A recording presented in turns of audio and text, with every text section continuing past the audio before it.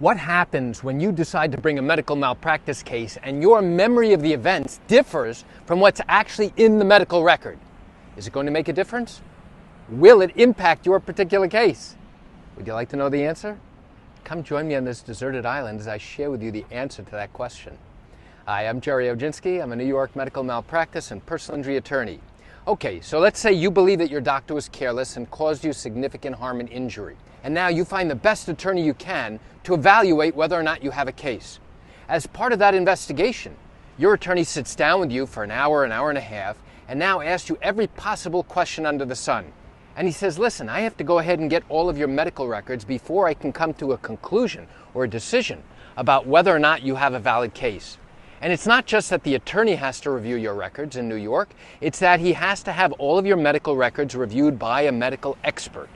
Only after a medical expert confirms that you have a valid case do you in fact have the ability to go forward and start a lawsuit on your behalf. So now go back to the question I raised in the title of this video. If your memory of the events and the facts differ from what is contained in the medical record, is it going to make a difference? The short answer is yes, it could definitely make a difference. So let me give you an example. Let's say it involves something that went on in the emergency room. And now you have a distinct memory from 2 years earlier or a year earlier, whatever time period is, about a conversation that you had with the triage nurse, a conversation that you had with the emergency room doctor, a conversation that you had with the physician's assistant. And now you believe and you have been thinking about it over the course of many, many months or even a year or two. And now that is firmly planted in your head about exactly what happened. You now go to the attorney and you tell him in your own mind exactly what you recall happening. Now the attorney goes ahead, gets copies of your records, and as he's reading the records, none of the information, I shouldn't say none of it, many facts that you describe are not contained within the medical record. And in fact, of the information that is contained in the medical record, some of it actually contradicts the factual information that you told your attorney about, that you remember happening. So what happens then? Well, what happens then is that your attorney will usually call you and tell you, listen, I have a question for you. The medical records say that something else happened. The medical records show that the facts are a bit different than you recall happening. Does this refresh your memory based upon what's contained in the medical chart? And either it does or it doesn't. If it does, the question becomes, how is it that your memory is significantly different compared to what is contained in the chart? And now at that point, many people turn around and they start coming up with conspiracy theories about how and why the chart is dramatically different from their memory, their recollection of the events that occurred. And when I say they come up with conspiracy theories, I don't mean to say that, somebody's out to get them. However, the first thing that comes into their mind is, listen, somebody must have altered the chart. Somebody must have put information in there that clearly was not true. They were trying to cover their ass. And that's why that information is significantly different than what I told you. Now, there may be some truth to that. We don't know. Certainly at the very beginning of your case, we have no idea whether or not that's true. However, we have to confront the fact that there are contradictions. And when there are contradictions, we have to look at them critically. And we have to ask, okay, let's go back for a second. At the time that you went into the emergency room, you were going there seeking medical care and treatment. You had an emergency, right? Yes. No one is there thinking that you're going to be injured and that you're going to bring a lawsuit at that point. Would you agree? And of course they have to say yes. That's the whole purpose. You go to the hospital, hopefully, and you expect that the people caring for you are making notes at the time that you're being treated, and they don't have a second alternative agenda in the back of their mind thinking, okay, we're going to treat this patient. However, if they get injured and if they bring a lawsuit, let's alter the facts in my notes so it is totally favorable to me in the hospital. That does not happen most of the time. Okay, again, I'm not saying it doesn't happen ever, but in most instances, it does not occur. There may be multiple reasons why things are not as you perceive them or remember them to be. Number one, time alters your memory. That's one of the biggest factors.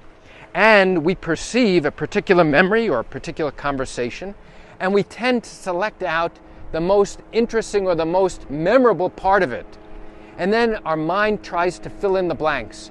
where things may be missing, where minor details or minute details might be missing. And in that instance, now, after a significant period of time goes by, your mind begins to formulate an altered storyline. That is a possibility. Does it happen often? I can't say it happens often, but it is a possibility.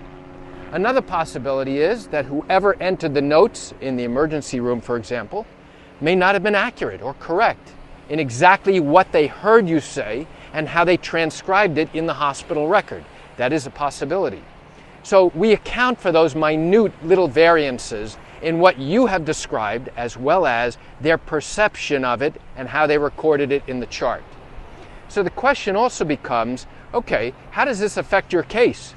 Well, if the storylines are dramatically different, it's going to dramatically affect this particular case. Why? Now it's going to show that there are distinct and dramatically opposing and different set of facts.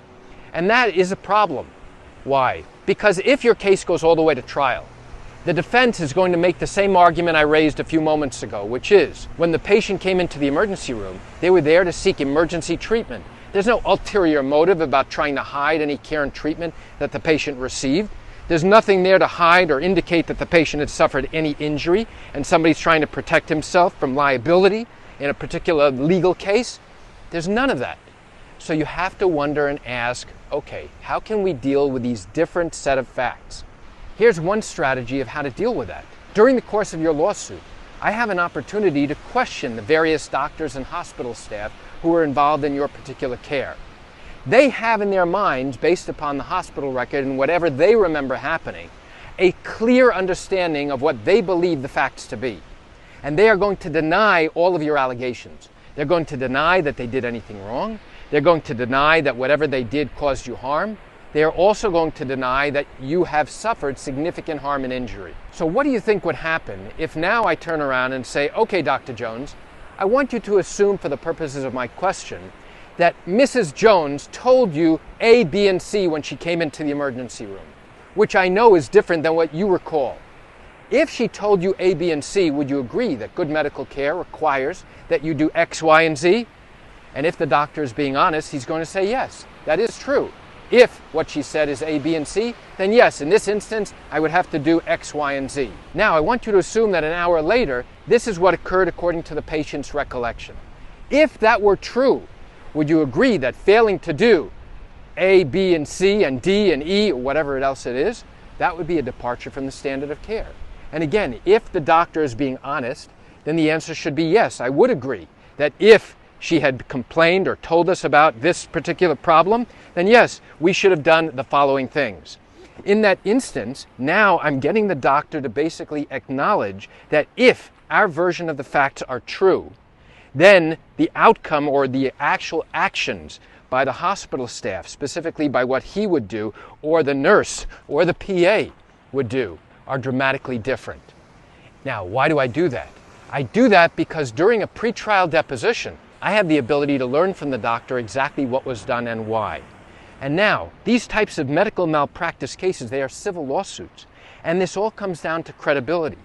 If your case goes to trial, and a jury ultimately believes you, the injured patient, and does not believe or believes less the doctor and the hospital staff, now the version of events that you have remembered and recalled at the very beginning, from the outset, all the way up until the time that you give testimony, even up until the time you go to trial. Now, if the jury believes you and your version of the events, guess what? Now the doctor will have already admitted in his own words that if your version of the events is accurate and correct, and that they failed to do those following things, he's already told me that failing to do certain things in that instance would be a departure from the standard of care. That is why it is critically important for me to ask these hypothetical questions during these pretrial depositions. So let's go back to the title of this video. Will it make a difference if your memory of the events are significantly different than what's recorded in the hospital record? The ultimate answer is going to lie with whether or not you are more credible than the doctors who have testified. That's what it really comes down to.